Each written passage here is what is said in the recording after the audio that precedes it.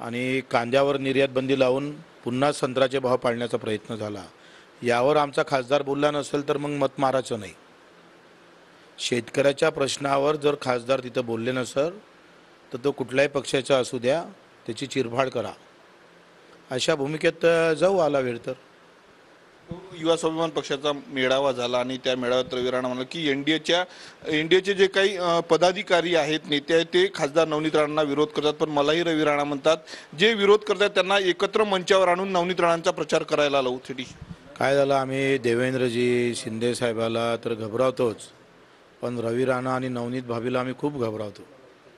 आणि त्याच्या घाबरल्यामुळे आम्हाला आता काय मोठा प्रश्न पडलेला आहे, काय करावं काय नाही, चिंता आहे आम्हाला। तर कार्यकर्त्याचे फोन आले का बा अशा धमक्या आपल्याला कशा पद्धतीनं, धमकीच आहे ना हे। मग आता ह्या धमकीचे आमच्यावर खूप परिणाम झाले। आम्हाला ते म्हणते ना शेपूट टाकून जावं लागणार आता मंचावर, असं वाटतं एकंदर। तुम्ही प्रचार करणार नवनीत राणांचा? आता त्यांनी म्हटलं ना याच लागन म्हणून, शेपूट टाकाच लागन भाऊ।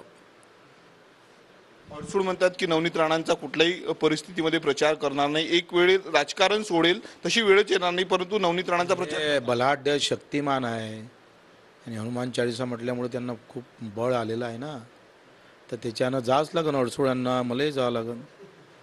त्यांना घबरावतो आम्ही खूप। मंचावर दिसतील बच्चू कडू, रवी राणा, नवनीत राणा। घबरावून जाच लागन ना।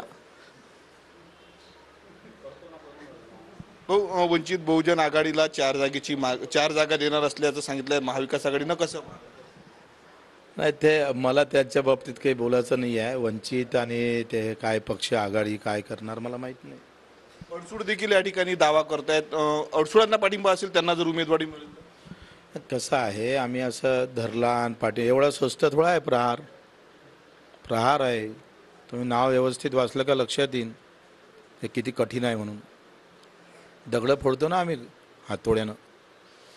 तुमचा काही अनेक मागच्याही लोकसभा निवडणुकीमध्ये तुम्ही 2014 मध्ये उमेदवार दिला होता, जर स्थान मिळालं नाही महायुतीमध्ये तर प्रहारचा उमेदवार असणार आहेत किंवा मग ठिकठिकाणी पाठिंबा कोणाला देणार? असू शकतं, उमेदवार असू शकते, चांगला उमेदवार जो लोकांमध्ये नाव आहे असं। तुम्ही विरोध केला होता नवनीत राणांच्या उमेदवारीला सुरुवातीला? नाही, विरोध आता ते घबरावून आलो ना आम्ही, आता विरोध करणं बंद केलं आम्ही। नक्कीच तर हे होते आमदार बच्चू कडू। कॅमेरामॅन निकेत दहातोंडेसह मी स्वप्नील उमाप, TV9 मराठी, अमरावती।